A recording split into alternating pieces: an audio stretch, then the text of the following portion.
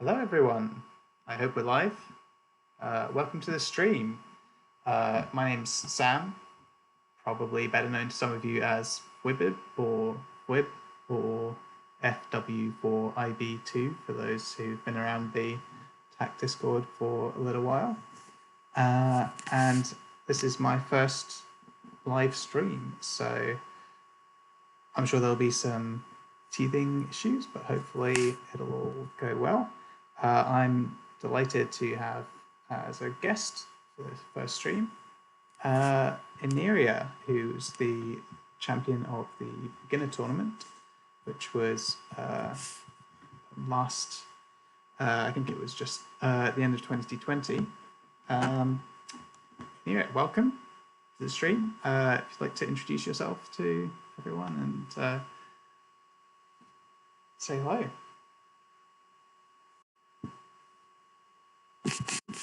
Hang on, sorry. First technical issue, I forgot to turn your mic on. Okay, we're good. Also, if anyone's watching, listening, could someone pop a message in the chat just to let me know that you can see and hear us? Anyway, good to go, I think.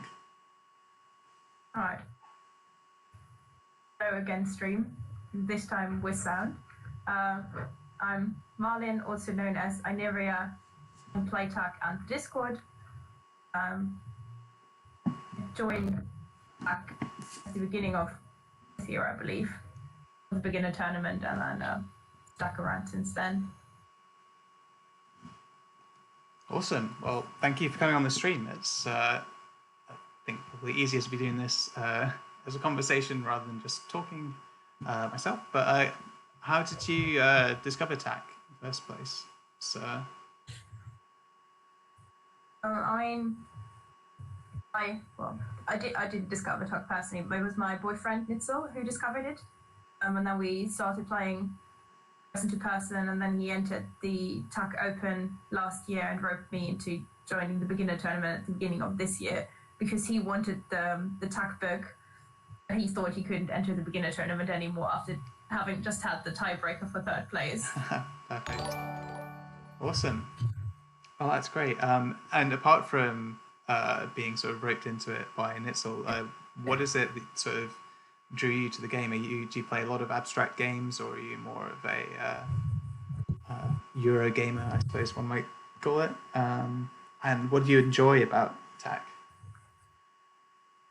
I'm normally not an abstract player. I'm normally more role play gamer. Yeah, what drew me to TAC? Well, Nitzel needed someone to train with, so I stick, and I thought I liked it because it's one of the abstracts that's sort of easier to learn, and it can be as long or as short as you want it to be. I think I was never really patient enough to play chess, and it just got me quickly. But then TAC was, because it was so different, it stuck. For sure. I was exactly the same. I never had the patience for chess as a kid, but I started playing TAC in 2016 when the Kickstarter first came around. So I was a fan of Patrick Rothfuss and his books, which TAC is. I'm never really sure whether to say that TAC is based on or inspired by the Kingkiller Chronicle, because it's not really either of those things. It was just happened to be mentioned in this book, and James Ernest, who's a game designer, read it and thought, I wonder if this game has got rules, and it didn't, and he made some up, and it turned out to be actually an incredibly sort of clever and absorbing game. And you're right, one of the nice things about it is it's very easy to learn, and but it's really deep and complex, and you can take a lot of time over it if you want to. Let's just say goodbye to whoever this is. Hang on. Sort that out in a minute. Next question was, so you played the beginner tournament at the end of last year. How did you find it? You won, so you must have felt pretty good about that. But did you enjoy the gameplay aspect as well? It went surprisingly well. It was my first time playing online. It was quite nice to playing with someone who was at a similar level than I. Nitsa obviously played a bit more and was diving in a lot deeper than I was, so it was I didn't really stand a chance. So it was really nice playing against the people that were sort of my similar level. It did obviously go really well because I won, and I was very surprised by that. I did not think I could win it. Great. Sorry, I just need to see how to ban this spam bot. Oh yeah, there we go. That's it. Got it. Okay. Well, I also should probably set up some mods at some point. But welcome to Twitch streaming. There we go. Finally, we also had a tournament yesterday, which both of us played in, which was the April USTA Blitz tournament. How did you find that? It was quite an experience for me. I know that much. Yeah, it was definitely an experience. Yeah, I think we just keep it. It was as it was an experience. I mean, I didn't feel like I did particularly well yesterday. I think my brain just went after the first few games. The tight few first games, and then sort of after that, I just couldn't keep up anymore. It is. I mean, yeah, it was pretty exhausting. I can tell you that much as well. I had the first few games went pretty well, and then I lost to Syme, who was the eventual winner of the tournament, on time when I was in a winning position, and yeah, just the brain at some point just gives out. So I don't blame you for that at all. And hey, you got against Nitzel, which was good going as well. So, but sorry, go ahead. Yeah, that was intense. I think before that game, or before that second full game, when we had the long break, I had to go for a run around the house just to get some fresh air, and that sort of helped, I think. Yeah. Yeah.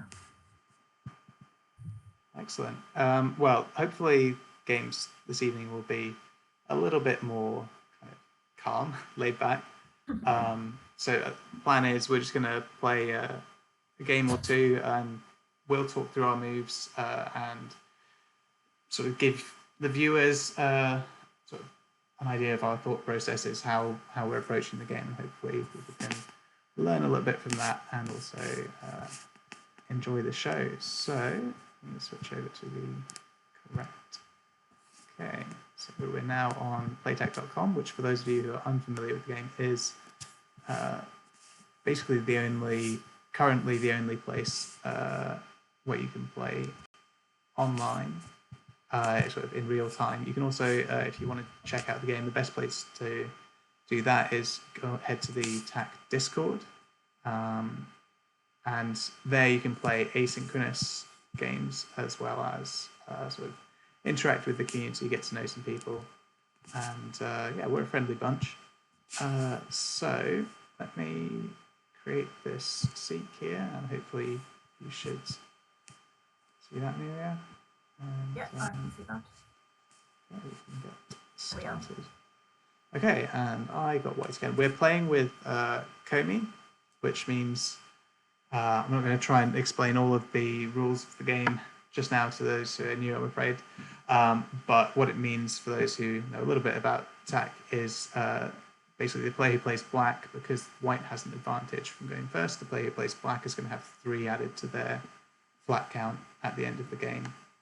So, which is currently the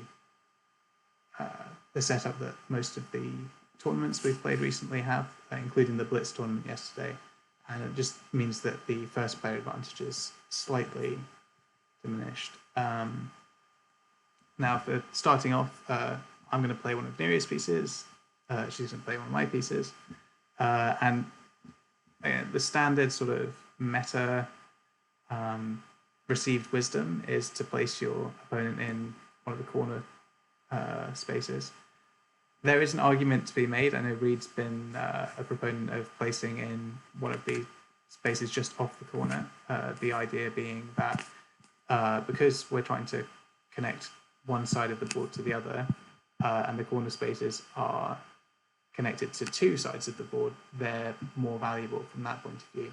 But particularly in 6x6, generally speaking, this more central a position, the more valuable it's going to be. So I haven't seen yet a strong argument for not placing in the corner, but there's a lot of work and research still to be done, and yeah, it could well be that someone down the line finds out that actually placing the corner is not correct.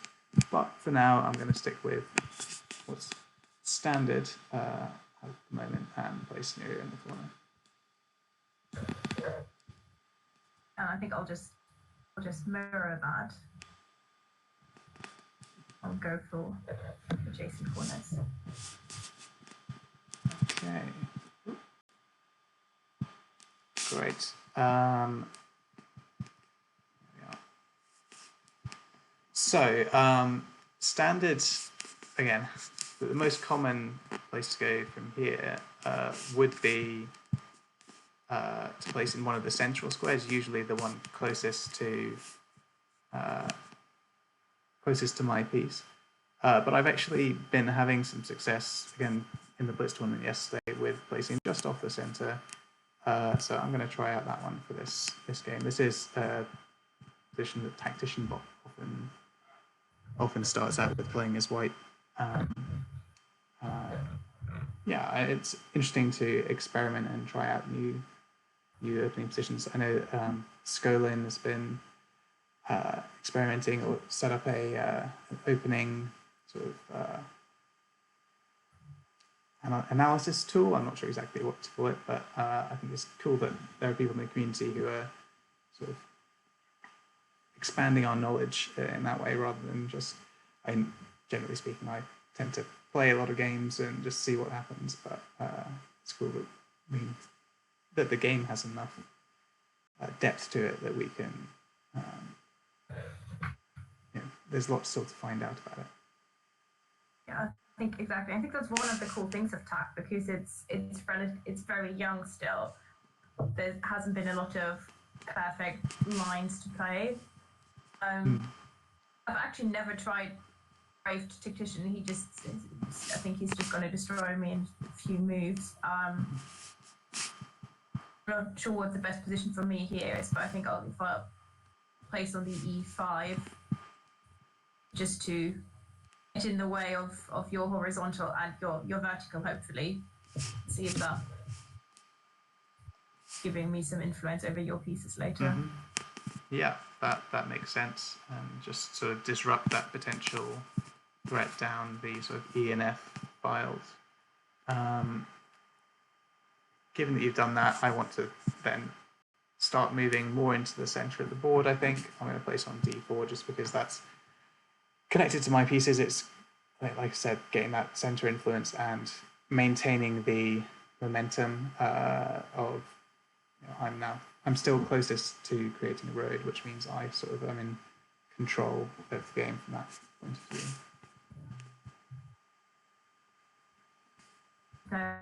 I told you that he's got back to the center. I think I'll join in the center. Now it looks a bit like we're starting to recreate a mirror opening, just having additional stones. Cool. I apologize to those who are chatting in the chat. OBS I'm still getting used to it, so I don't currently have the chat open in a place where I can easily see it. But thank you for everyone who's tuned in and is sort of chatting. I see that and Carolyn, yes, we are talking quite a lot. I probably should have put a higher increment on the game, but maybe I'll start making some moves and then talking about them as a start. Here, I'm just going to continue working the center, try and build sort of around perhaps what Ineria is doing. And obviously the big question now is when's the first capstone going to come out, but I don't feel like there's a great spot for me to put mine just yet. I think this one looks sort of a spot that mine could go in. Mm-hmm. Yeah, I think that's a good, definitely a good position to be placing a capstone, because it's got two options to capture. I can't just isolate it by running away with one of my pieces, and it also is going to potentially help you to join up with the rest of your pieces elsewhere. So I think that's a strong choice. But I'm just going to continue building that way. The other thing about placing on d5 here is it's going to, obviously it's threatening a vertical road, but it also is going to allow me to, so I'm going to do now, begin building horizontally as well.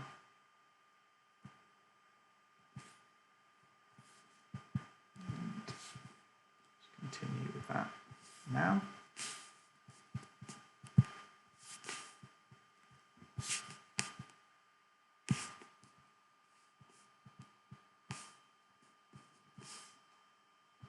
Okay, we can see that you're starting to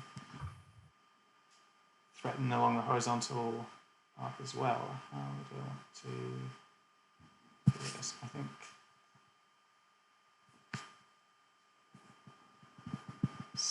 just going to go on e6 for now. I'm kind of worried about e3 plus, so moving your capstone up. I'm tempted to move that flat out of the way.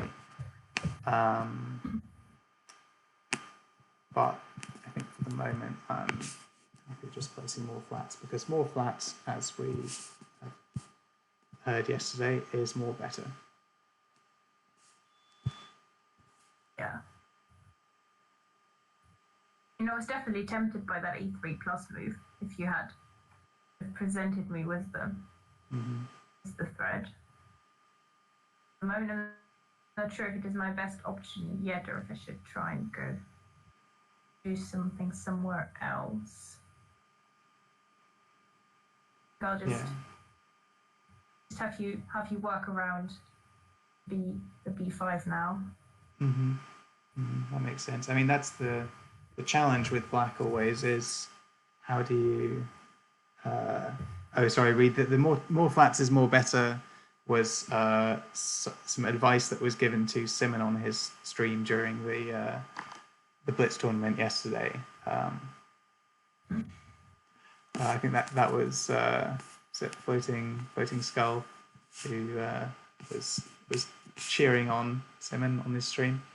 But yeah, as I was saying, the challenge is black is you've got to sort of find a way to halt the momentum of white while also presenting your own threats. With Comey, you can afford to be a bit more defensive because if the game does go to flats, you have the advantage there. But momentum is so key, as we've seen, particularly again with the Blitz yesterday. It's important to sort of try and build in a place where you're able to start getting threats of your own, and that's in this position you're looking at building across 5 and 6. I am a little bit worried about that. I'm not going to lie. So I'll have to see how things develop. But you've got some potential in that spot.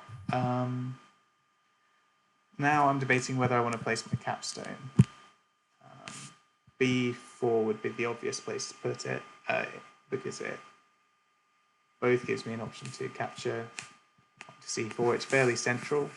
If I placed on somewhere like F5, although that would be potentially presenting quite a strong threat, it is, if this flat on E5 moves away, my capstone's then stuck on the edge, not doing anything.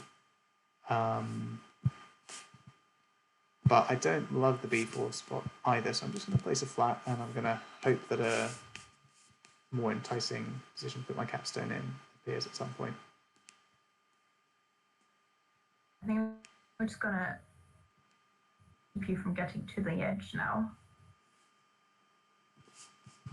trying to isolate capstones was my signature move in the beginner tournament, but then Mm-hmm. Asarik learned from it, and I think everyone else did since, so I have never been able to do it as successfully again as I did in the finals. Mm-hmm. Yeah, I think that is something that is a common sort of mistake that newer players make, is sort of seeing an enticing spot on the edge for their capstone and then letting it. And it's I guess like in chess. Not that I'm a chess player, as I said. You really want your queen to be active, and it's the same with the capstone. It's just so much more powerful than any other piece. You want it to be in the thick of things. So here, I'm going to place on a3 because I don't particularly want to just continue this dance of going down sort of A and B files, because you're actually going to be able to get your road quicker than I am if we continue doing that. So yeah, let's go for a... Actually, no, at this point I am going to play e3 plus, e4 plus rather. I don't love being the first one to capture as white, but it does make a threat, and I think I'm not too worried about your capstone moving over onto d3, but moving up and then your capstone being in a position to sort of threaten a road across the top, across 5 and 6, that would have been more problematic for me. So let's see how this goes. Yeah. Actually, moving my capstone over is probably still my better option when I do that. Mm-hmm. Then if I try and do something smart down here, I can make that 2d3 plus 1/1 move and stop your horizontal. Mm-hmm. Mm-hmm. Yeah, it's definitely, that is the strongest way to sort of disrupt my threat. And it also then gives you an opening to build across 3 and 4 as well if it comes to that.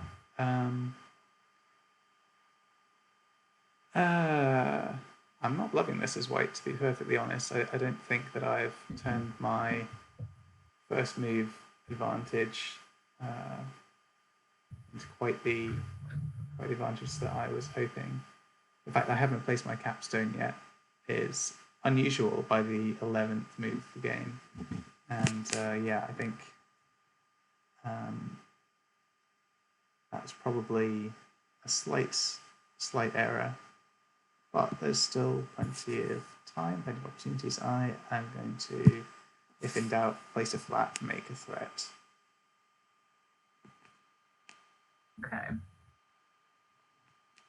I just talked about throwing the capstone down, but I'm not loving the move because it gives you a stack of 2 whites, which I don't particularly want you to have. I mean, threatening that e5 stack is, I would be very tempted by it personally, but I don't know if it's the correct move, but it's definitely tempting. Yeah, I'm currently eyeing up more just doing d6 minus first, and then when you go for the capture, then do the move just to get the prisoner back and have some more of your flats under my control. Yeah. So then also gives me a better reach. So I think we'll try that. Okay, interesting. The thinking makes sense to me. So again, the question is, do I place my capstone on d6? It's on the edge. It would be threatening to take this d5 stack. You can move that away. I would still have c6 as an option, but be somewhat isolated.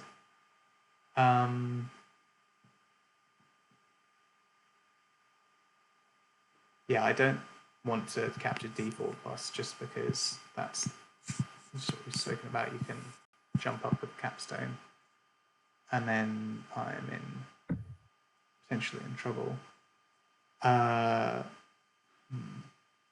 other option I'm considering is placing the capstone on e4 here, which protects this e5 stack with the sort of liability underneath. I'm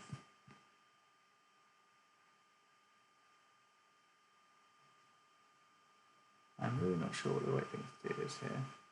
So if I do place e4, I'm looking at expecting you to then go move your capstone up onto d4, which sort of blocks my capstone off from this left-hand side of the board as I look at it. If that happens, I will still just about have the momentum. I'll still be closer to making a road down this way. But because much of the game is happening in this sort of this corner over here, I don't love the idea of having my capstone isolated away from all of that. So actually, I'm going to go against everything that I just said a moment ago, and I'm going to place my capstone on the edge, and we'll see what happens.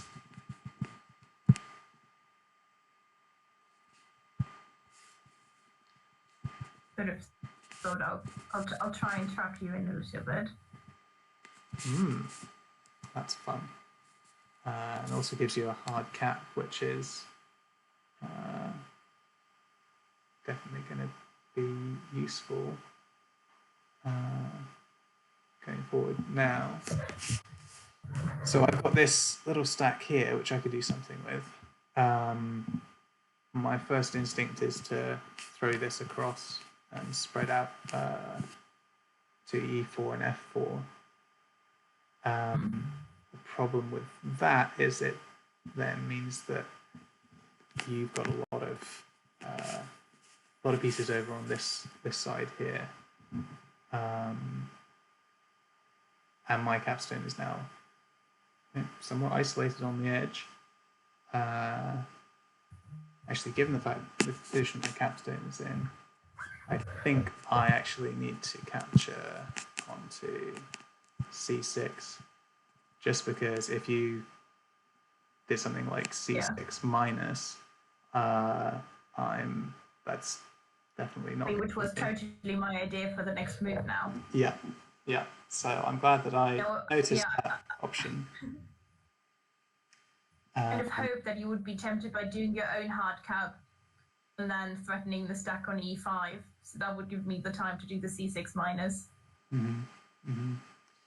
Yeah, I mean, the temptation to leave my cap on d6 is that it prevents you from...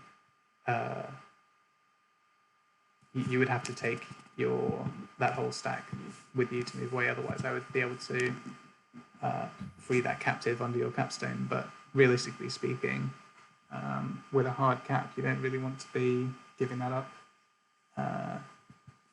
for nothing. So I think, yeah, this is probably my best move. And it does start to... It puts a little bit of pressure on across that horizontal threat as well. It does definitely annoy me. That's always good to hear.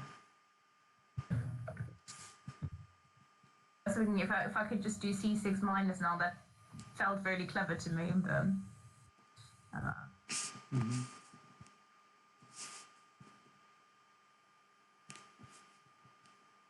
obvious place for me to put a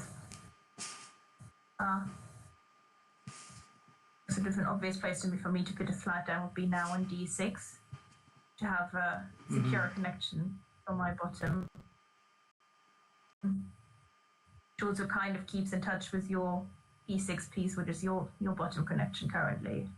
Then your capstone could just easily move back across, and then if you were intuition bot, we would just start going into a capture war here. Yeah, intuition is does always have the stacks that you get can be quite amusing at times. The other advantage of playing d6 for you here would be that it prevents me from making a threat next turn. By placing that myself. Definitely, I think we'll just go with that. Yeah, that absolutely. I think that was probably what I would have done. So my question again is, do I want to do something with my little stack here, or do I want to start doing something else, moving elsewhere? I mean, I'm kind of worried about you moving this entire D5 stack over onto C5. And again, isolating my capstone further.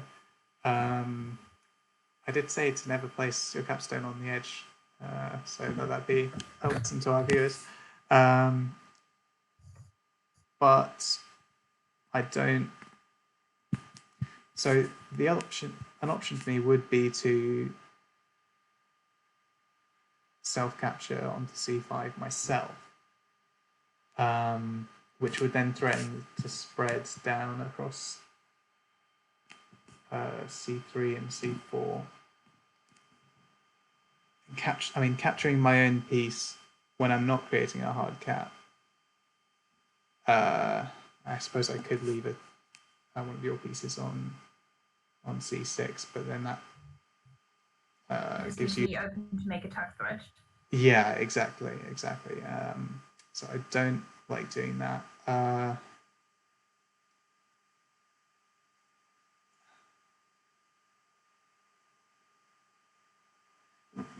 Yeah, I think the main moves I'm contemplating here are either 2c6 minus, or just placing a flat on b3 and starting to threaten down A and B, the sort of vertical threat.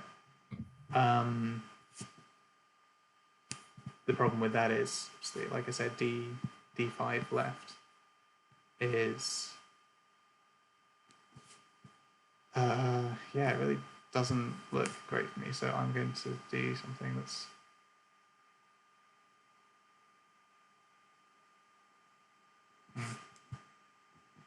problem with C6 minus is you just fill in again on C6, and I don't have a connection to the north, or that sort of 6 file or rank.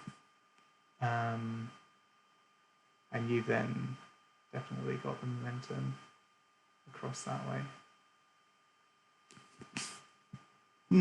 Okay, I think I'm going to just place on B3. Okay. If in doubt, more flats, more better. Probably.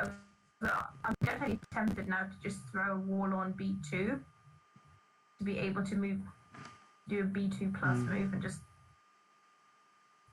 stop your A and B file being annoying.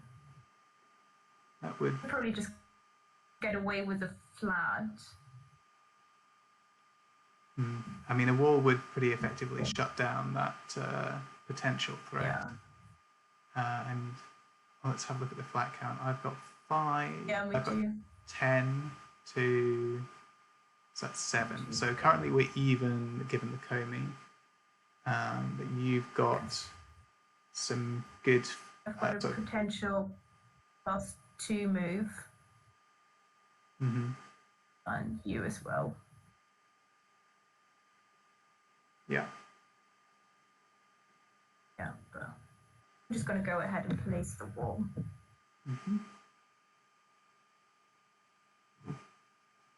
Okay. So now that you've done that, I'm looking at where are my next potential threats going to come from. Because I'm notionally slightly behind on the flat count, especially with the Comey, because you've got more positive moves than I do. The way to, even if my main goal is to win on flats, or if that's the sort of primary objective, rather than focusing all out on a road, the way that you sort of get the flat advantage is by creating that pressure. If we were playing blitz, I would definitely play E4 for the slightly sneaky threat. It's not very sneaky, but it's kind of thing that would be possible to miss. But I think E4 is still a good move either way, because it places are flat, and it also it develops my potential threats both horizontally and vertically. Yeah. So I'm going to go for that.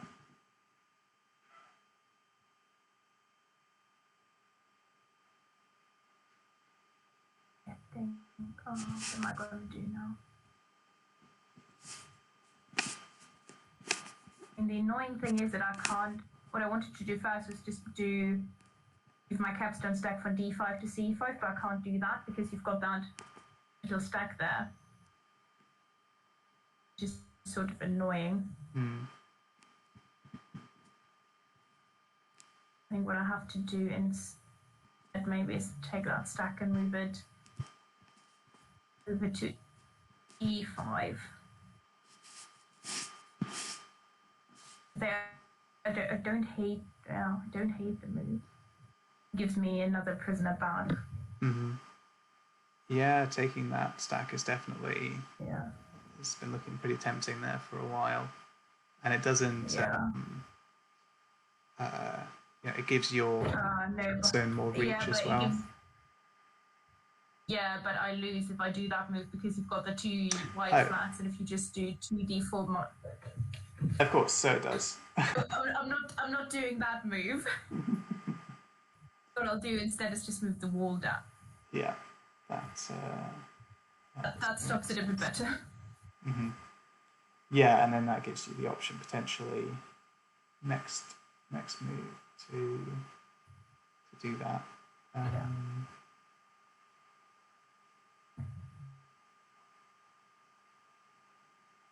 Okay.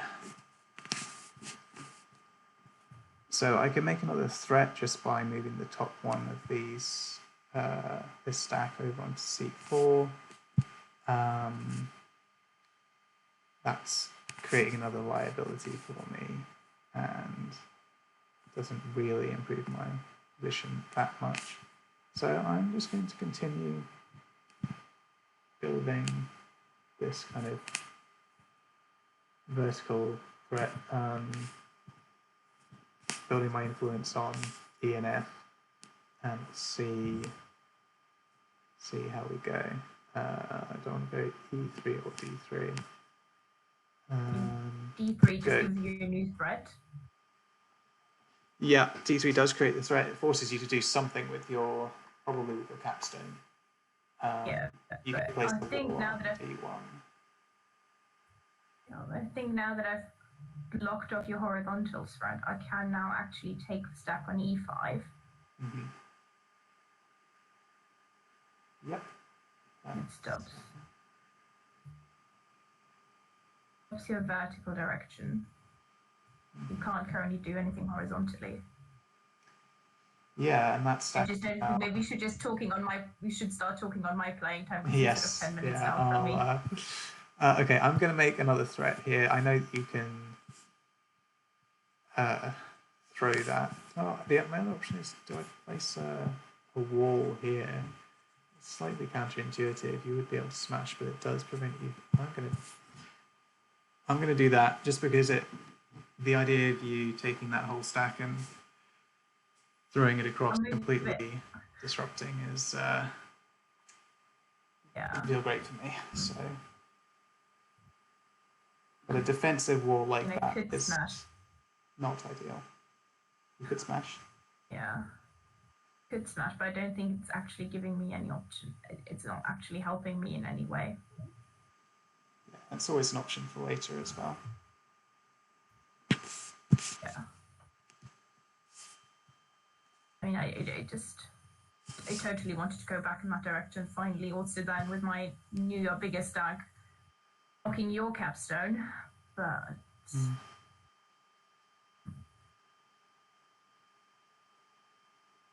what have I got going for me?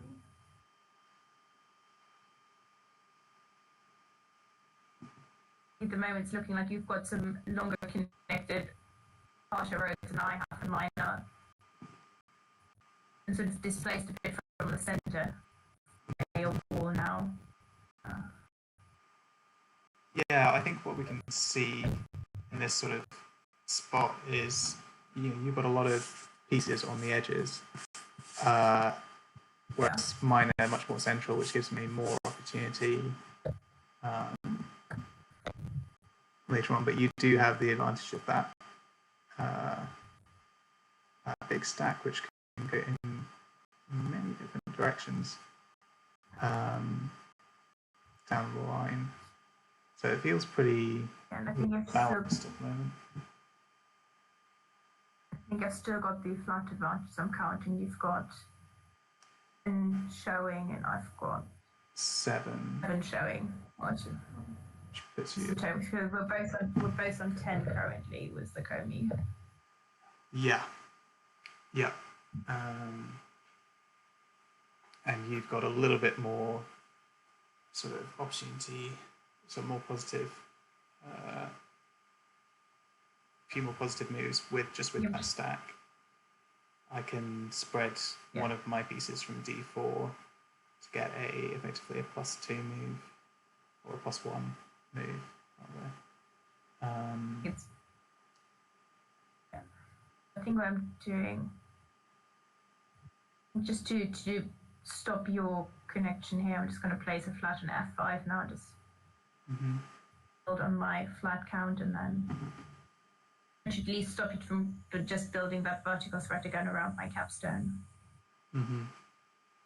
Yeah, I think I probably would have placed somewhere more kind of around the C2, E2 type area, just because if I do want to start moving around you, by F4, F5, your capstone can shut that down kind of any which way, whereas I'm looking more so I'm now going to place at D1, make this threat again up the middle, and because your capstone can't immediately affect that, I think this is, again, it's just using that momentum, try and I guess what I could do, let's see if that works. If I move over D3 to D3, then you can just use your D4 piece, which would then mean I could move my wall over and shut that down. In my brain, it could work out.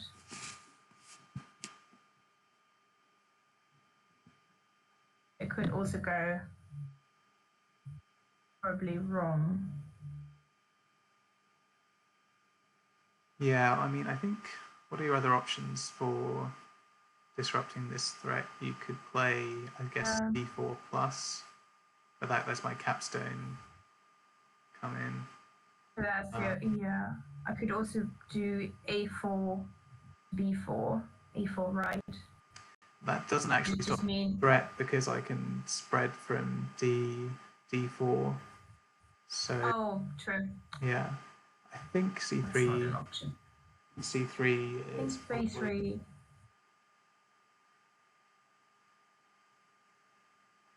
We'll see how that works out. Yeah, I think that's your best option, and I'm actually, given, as you say, you can jump over and grab that stack if I try to recapture the wall. I don't think I'm actually going to immediately do that. So I'm considering I could go F4 and sort of, again, look to build horizontally as well as vertically. I could just fill in behind on C3. I think I'm going to do that.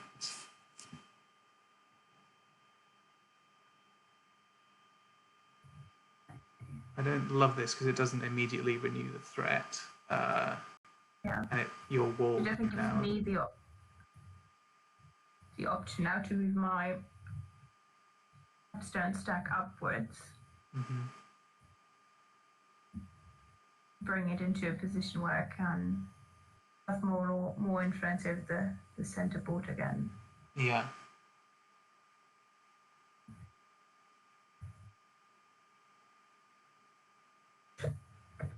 Not loving the idea though.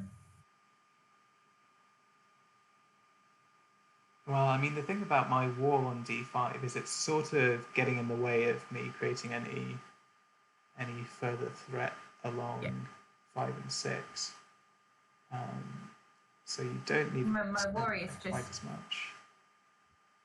yeah. I think my worry is if I move my capstone up to e4, your wall is just going to protect your little stack, blocking my capstone off. Which could be quite effective. Yeah, that would I definitely can't be an imagine you option. want me spreading over No, definitely not. and interrupt your. Yeah. I guess the question then is, if you do that and then smash, if I play d5 minus, That's true. the smash might not be terrible for you. Yeah. I think we'll just try and see how it goes. Yeah, I think again. He's at least giving me some connection again. Yeah, you've now started to potentially threaten horizontally, which you really weren't earlier.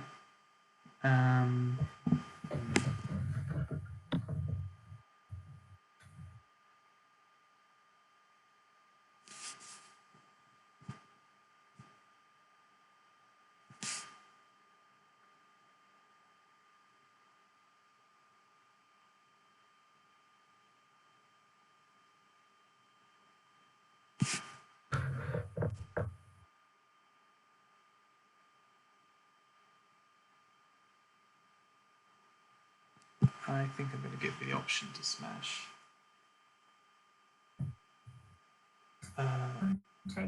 Take that. Sure. And I mean, I've got a lot of liabilities now. yeah, which is why I was planning for then. To get. Yeah. Obviously, the nice thing about this for me is that I now can capture either of these stacks on e4 or d3 and free some captives either way. But you are, I mean, you've now got potentially a threat, but again, my wall does shut that down relatively The wall quickly. just shuts it down. I'm thinking if I fill in on d5 first, that would make your wall slightly less effective. Unless you move it immediately to threaten the bottom corner again.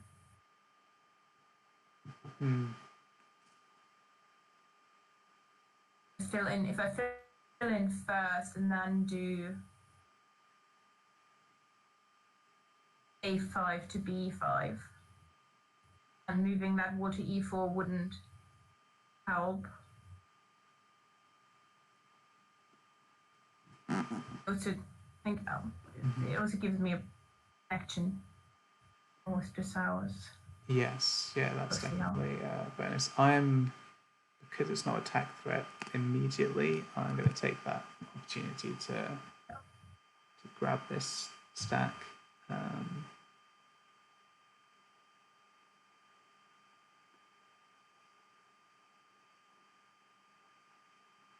then hope that I can start to spread that out and disrupt what you've got going on. Yeah. I mean, if in doubt, make attack threat. Yeah. So I think the best way for me to block this off is just to do that. Yeah.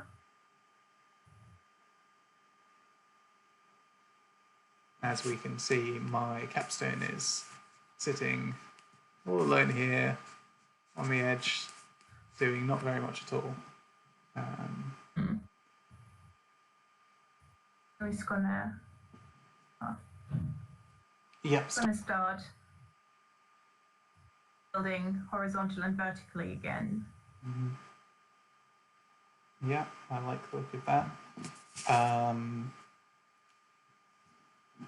So I could make a threat with c2. If you then capture down onto b4, you're making your own threat. My wall can block that off, I guess.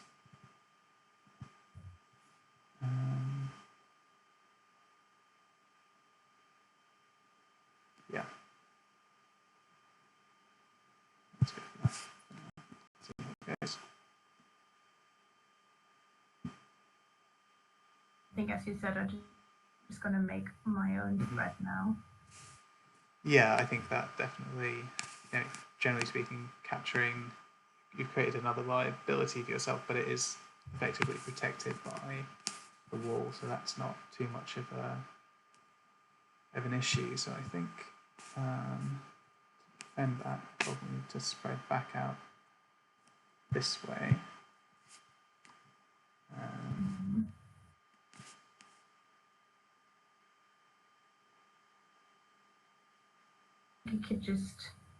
I can just keep pushing for threats slightly.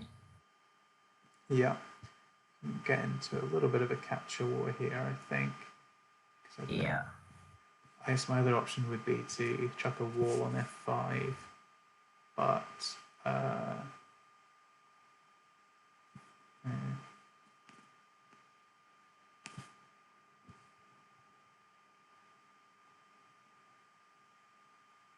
And your other option will be to take one of your e4 pieces and just capture that down, because even though it is tempting for me to go for the stack, but it doesn't give me a new tack threat, right? Not seeing how that would help me that much. Yeah, I think this is the better move. I can always try place a wall later. Yeah. I mean, the temptation is to just throw a wall myself now onto f5 and just sort of threaten that. Yeah, absolutely. And that's then hoping you move your wall down to protect it, and then giving me some more freedom at the top again.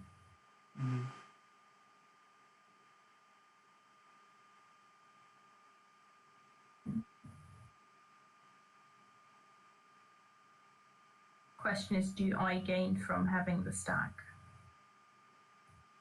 Do I gain more if I do something else? Yeah, I mean, that stack's not really threatening to... I mean, it can spread over onto d5. Yeah. But your capstone's sort of got that under control. Yeah. I think instead...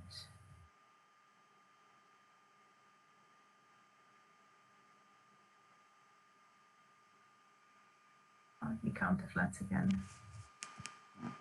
7, 8 for me, and 4, 10 for you. I'm still still have a slight advantage. This one, we're kind of locking ourselves into a position where we can't easily push for roads, either of us. Yeah, particularly with your capstone in the center like that, that's really going to be a problem for me trying to create a road of any kind. And there's a couple of walls in those kind of positions as well. So.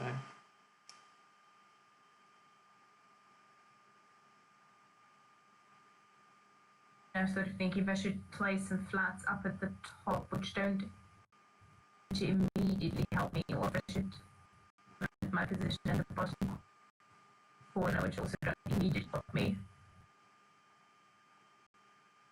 Yeah, you're certainly closer to creating a threat, sort of in this sort of E5 to F6 kind of area.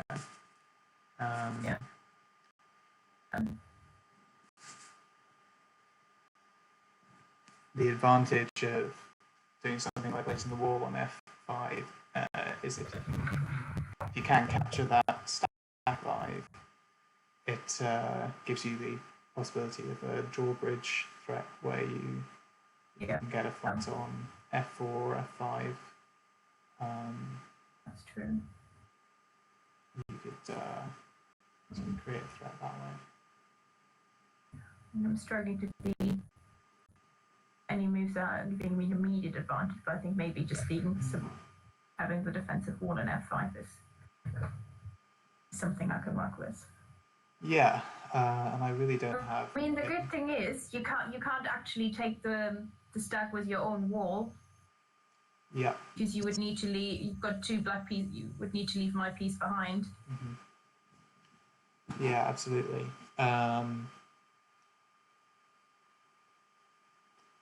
So now I think I'm gonna Let's see if we can get my capstone into the game. Hmm. It's not a great move for me from a sort of flat count perspective, but it does sort of protect that stack, and it Yeah, gives my capstone some maneuverability, which I've been lacking. for sure. Mm.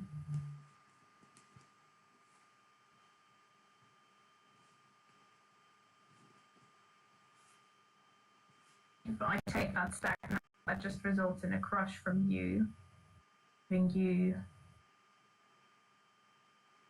a lot of flats. Yeah, it wouldn't be an immediate threat. C3. Um, and my E3 No, not wall is, immediately, but good. yeah. Um, but it's not. But I think if you um, I think if you move your capstone over, I can move mine down again and block yours in a bit more. Mm-hmm. Yeah. So I don't think I need to worry about the stack. So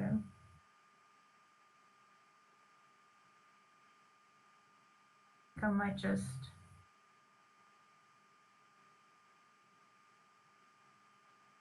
place up at C1 to get some nothing going on there. Yeah.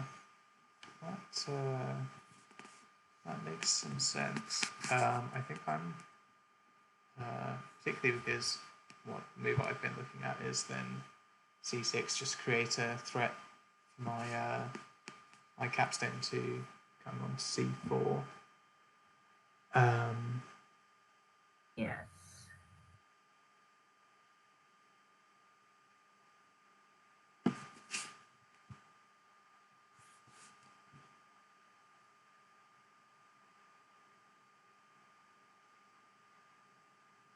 It's definitely interestingly poised. So another move I was considering just there was. I've just. Go ahead. I think I kind of want to move the wall over to C3, and opening the B file up for me again. Try and go vertically or horizontally. Yeah. Oh gosh, it's tempting to crush now. Because that creates a threat. And also, it actually is a positive flat camp move for me as well, because I get to leave one of your pieces on C4. So it does mean you can now grab my E5 stack. I'm going to do this one. Oh yeah. I can't finally actually grab your E5 stack at the moment. I'll have to deal with other stuff first. Yeah, you do need to find a more immediate response for the moment. It's just spreading. I think I could just spread the two C4s down. You don't have quite enough reach for that. And it gives me positive flat count differential. Yeah, that makes sense, definitely.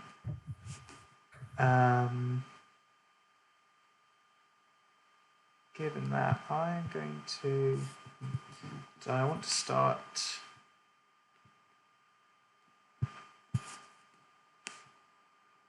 I'm gonna.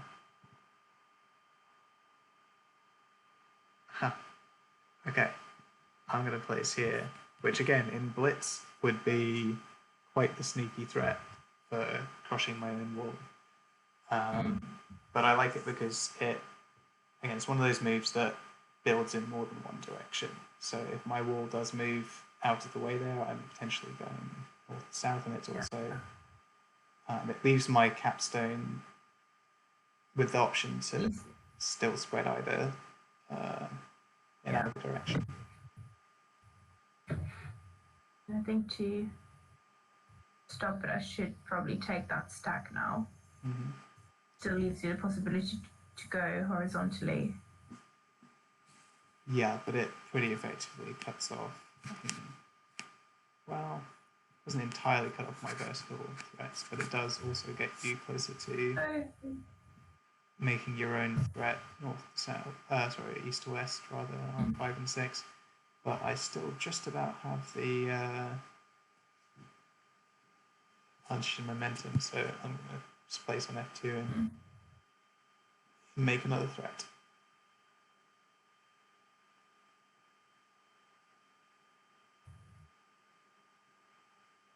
I could just...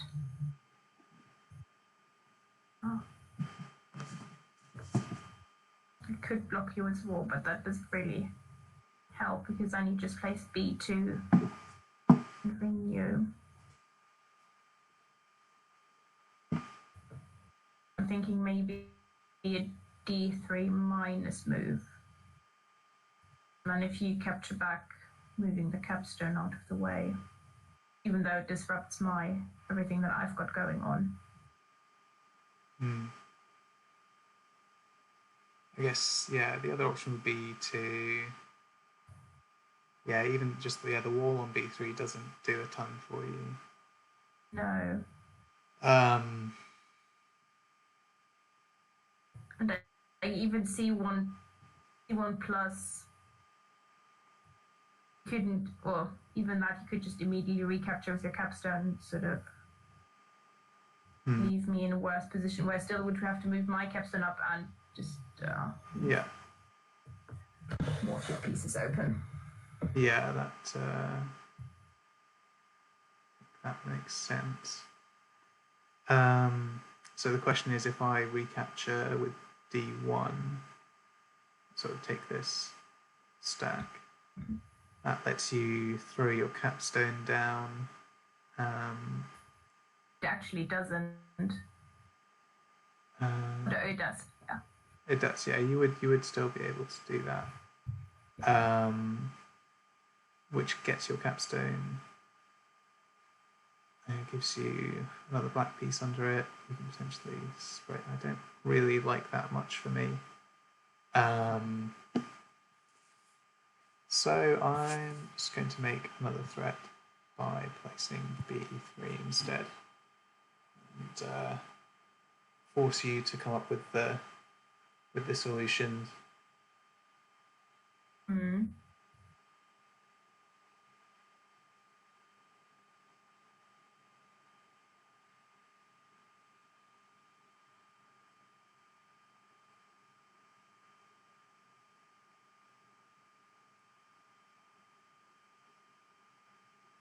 Obviously, I could move the capstone up, which I feel like is my best bet at the moment. I could move the D2 to E2. Yeah, the other just creates more liabilities for me, and just gives you the option to throw the wall over. Yeah, exactly. Throw it over. I think what I would be looking at is C on D1, which does make a threat for you as well, but it's not a very robust one. No, but I think it sort of allows me to keep my capstone in the center for one more move.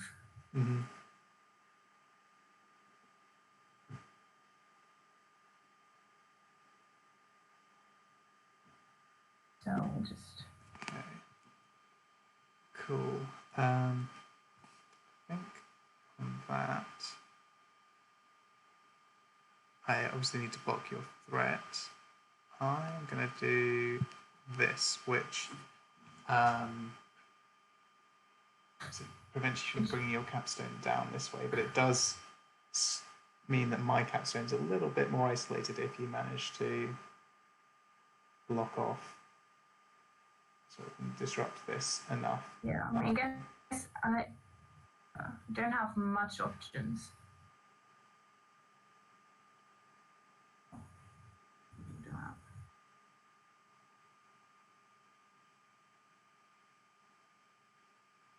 A4 minus Just thinking if I probably the most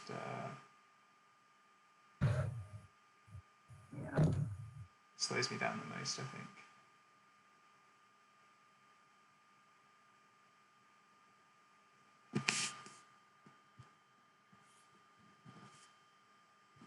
Yeah, because I can't bring my cat back to capture immediately. What I can do is now take this stack on D2. Question I don't want to. Yeah. So if I take all of this, I am making a threat. Force you to play a wall. I need to place a wall on B2 now. I think.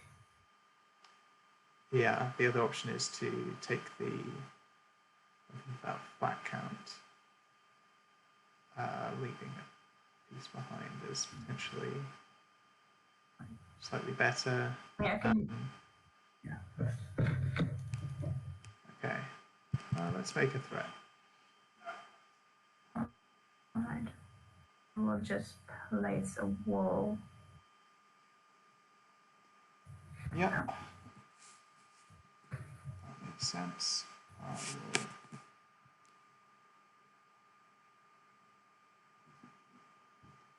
I can just renew the threat with a flat on A4. Or I can chuck a wall up here on B5 or A4. And that gives me a little bit of insurance against your what's going to pretty quickly turn into a dangerous situation for me across the top.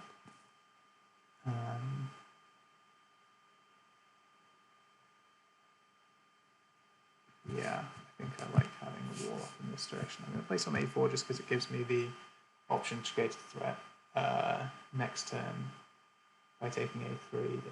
Yeah.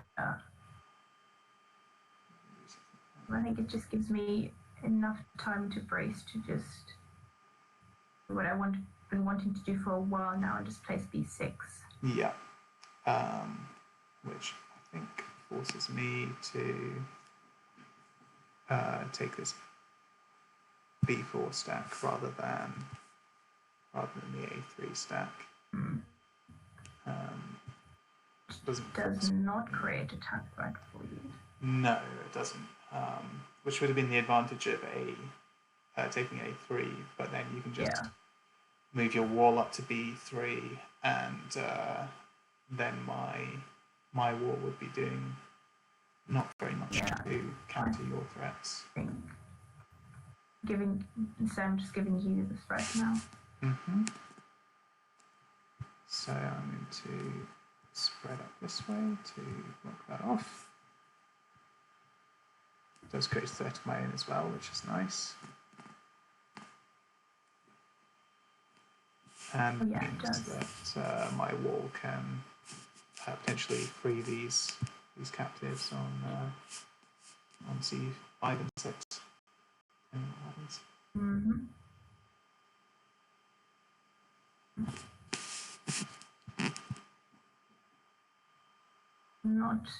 Not loving this.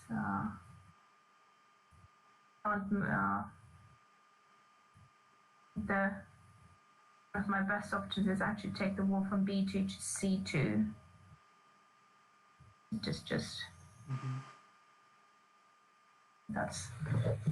I think that's most effectively slowing you down. Yeah, that makes sense. Obviously, I can't smash. I could move my capstone stack up onto D3.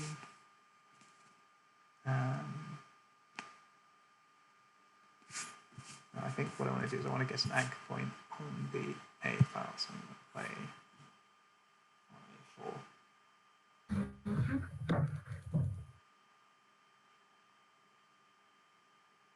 I'm not quite sure what I want to do now.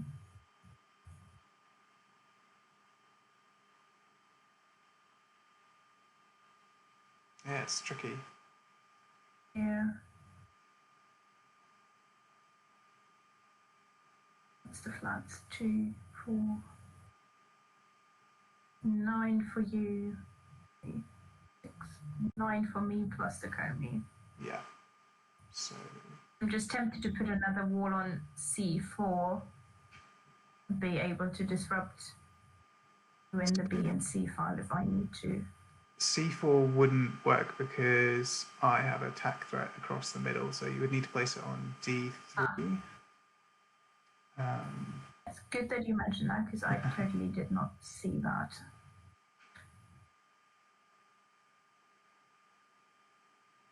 Yeah. Let's do that. Yeah.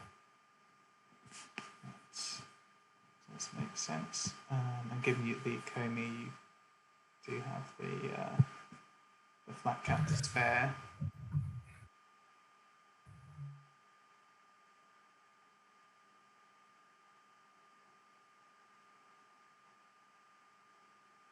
So I'm now. What's nice is I'm sort of now pushing you in the direction of you can't keep placing flats. Mm-hmm. That's a good point. You don't actually have that many reserves left. Running lower than I thought. We need to start looking for those positive flat count moves. I've got a few available. A few potentials there. But yeah, once you get down to a position where you can't place, that is definitely, that can be, can get difficult.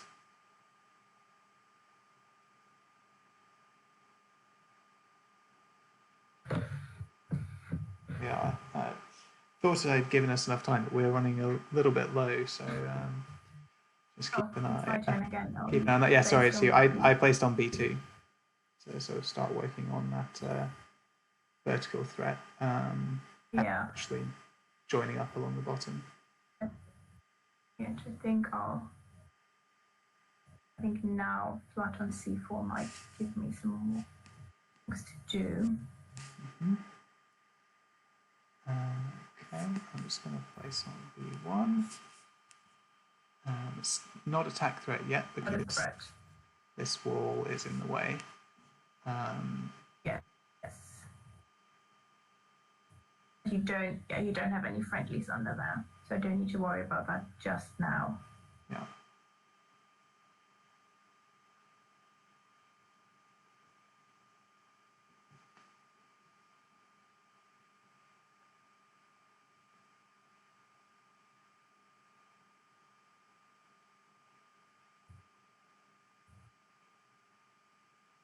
What I want to do is give me a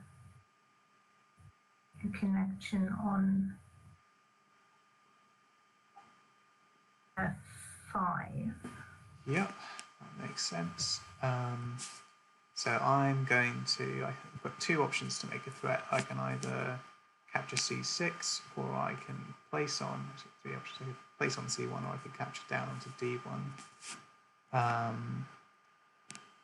Given the situation with the flats, this is the one which is going to give me the most sort of potential moving forward. So I think I'll take that one there.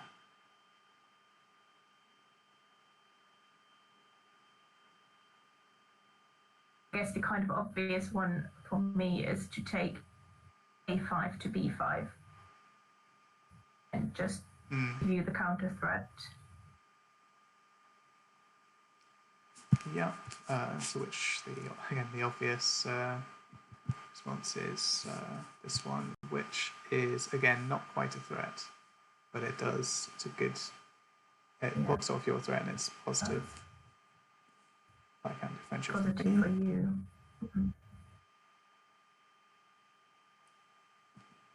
I think I might just fill in at B6 again. Okay. So flat count is 7, 10 to you and 10 to me. So you're still solidly ahead with the Comey. I'm almost running up to the carry limit on this stack here. but I've got just enough that I can still do this and that have the ability to move that wall further. Now I can.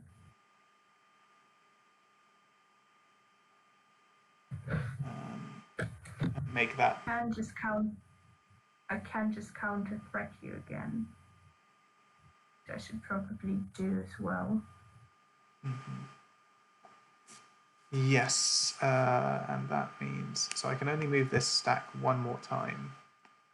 So doing, for example, bring that whole stack over onto C5 would be a threat, but it wouldn't be the sort of drawbridge threat, which is potentially slightly stronger. I could capture over onto B6.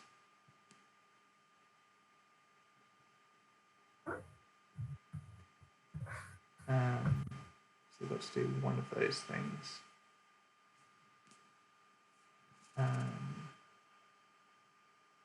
B6, you have to capture back on the A6. I'm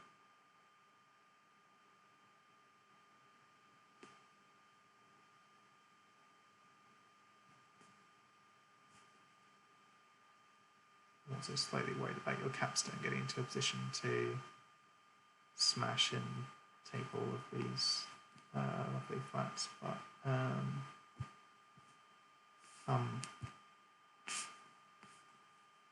okay, I'm gonna do this. Let's see how we go.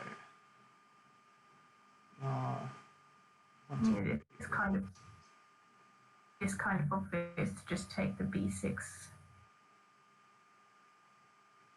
Yeah, I mean, your other option is obviously taking B3. Yeah, you can't capture the wall. No, I can't capture with the wall. I think B3 isn't actually helping me. Just creates more liabilities, which you can just reclaim.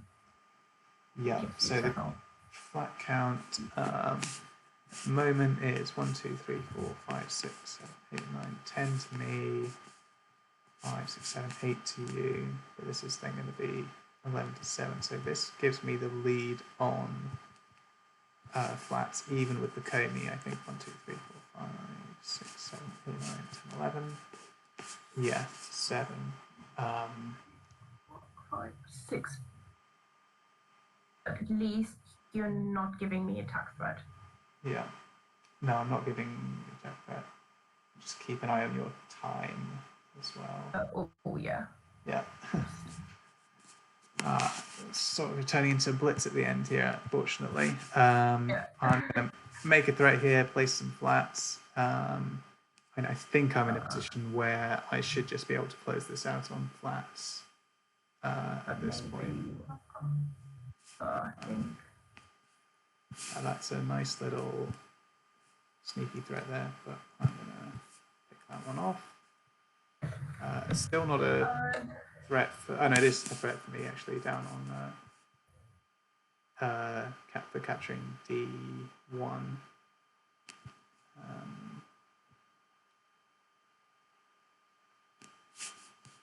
Good. Am I just being blind and not seeing your threat? My capstone capturing down onto D1 and goes all the way from A4 to... I see. Yeah. Okay. I guess I'll have to. Yep, that makes sense. There's no attack threat, so I'm just going to flat out at this point because you don't have any positive moves. So we'll place there, renew the threat, force you to respond. But I'm going to just squeak it out on the Comey, I think. 3, 4, 5, 6, 7. Yeah. I am able to move the wall. Yeah. I could smash and see if I can create a road here, but I don't think there's any reason to mess around. I'll just place my final flat. And there we go.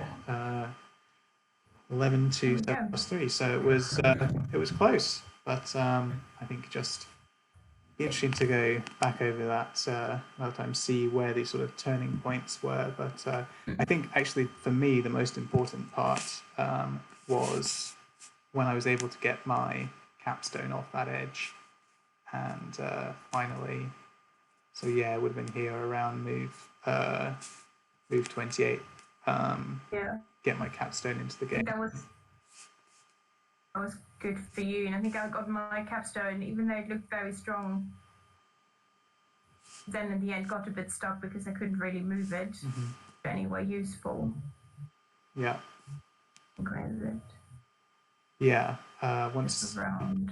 took that smash on. It was relatively early on. Even then, it looked okay.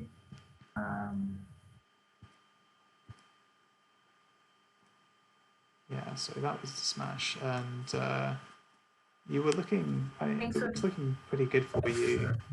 At various points, you had that cap in the center, and I was a little bit, yeah, a little bit out of it, but just had enough. Was able to use my walks to kind of to create positive flat count moves to just about overcome the foaming. Well, excellent. Thank you very much indeed for the game. Thanks for having me. That was. Yeah. Thank you. That's we've been on almost an hour and a half now, so definitely a good talking and thinking and playing at the same time. It's challenge. So yeah, thank you very much. That was very well played, I think, and I look forward to seeing how you progress, and I'm sure that it'll be the beginner tournament is probably a little bit below your level now, so I'm sure you'll be seen on the top tables and tournaments in short order. Thanks very much. I mean, I've been looking at the top spots at the current beginner tournament. There seems to be like some really promising players coming up, so looking forward to playing some of them as well. Yeah, absolutely. Yeah, it's been great that we've had so many new players join recently, and again, I encourage anyone who's watching to get on the Discord, and there's a good community, and the community is great, which is fun. So it'll be fun to see how things progress. Yeah. Well, thank you, Ineria, and maybe see you on another stream, or. Yeah, absolutely. I'm hoping to do this every Monday, sort of other commitments allowing, and definitely love to have you back on, or do something along those lines some other time. So thank you. Good. I'll let you go and get your dinner. So it's a bit late, and I'll see you later. Thanks. See you later. Bye. Bye. Okay, thanks everyone. Thanks for joining me.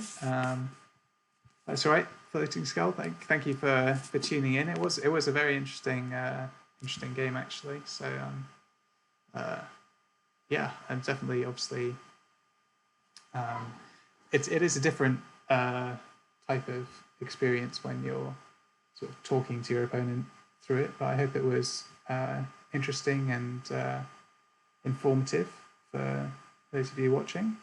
And I'm probably gonna log off there. It's been a lot of fun, and tune in hopefully next Monday again.